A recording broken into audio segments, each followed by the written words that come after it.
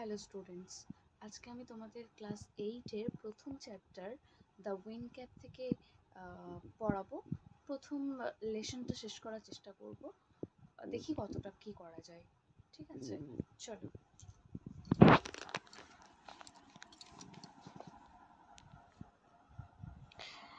Line by line আমি বোঝাবার চেষ্টা করব, আর তোমাদের যেখানে সমস্যা হবে আমাকে কমেন্ট সেকশনে জানিও, ঠিক আছে। দ্য উইন ক্যাপ কে লিখেছে না, জেন ইয়োলেন।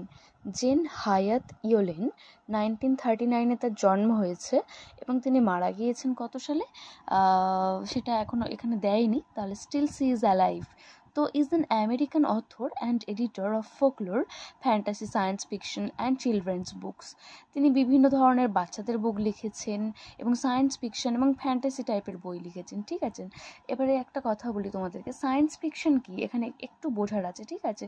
তোমরা ফিকশন, ফোকলোর কিংবা চিলড্রেন্স বুকস এগুলো বুঝতেই পারছো, কিন্তু সায়েন্স ফিকশনের অর্থ হচ্ছে যে সমস্ত গল্প আমরা, অর্থাৎ এক কথায় কল্পবিজ্ঞান, ঠিক আছে। সায়েন্স ফিকশন যে সমস্ত গল্পকে কল্পনা করে লেখা হয়, বিজ্ঞানকে কল্পনা করে লেখা হয়, সেই গল্পগুলোকে আমরা এক কথায় সায়েন্স ফিকশন বলে থাকি, ঠিক আছে। অর্থাৎ বিজ্ঞানকে কল্পনা করে লেখা। যেমন ধরো তোমরা প্রফেসর শঙ্কুর কিছু গল্প পড়েছো, সত্যজিৎ রায়ের, ঠিক আছে। তো it's a created character by Satyajit Ray, ঠিক আছে। তো সেখানে সত্যজিৎ রায় এই ক্যারেক্টারটাকে তৈরি করেছে এবং সেটা বিজ্ঞানকে কল্পনা করে, ঠিক আছে।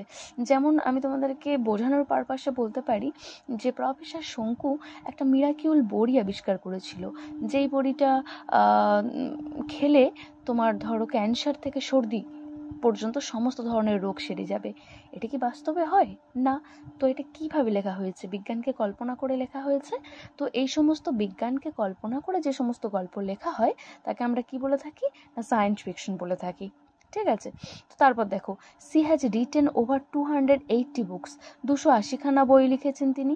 The best known of which are the holocaust novella and the devil's arithmetic. তা এইগুলো তেনার বিখ্যাত বই আর কি, ঠিক আছে। The present text is an edited version of our popular short story of the same name. এই সেম নেম, একদম একই নাম থেকে এই বইটা তোমাদের অ্যাডাপ্ট করা হয়েছে।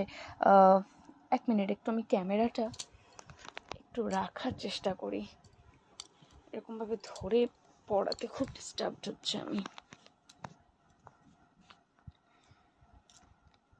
আচ্ছা, তারপরে দেখো, এখানে দুটো প্রশ্ন দিয়েছে তোমাদের জন্য।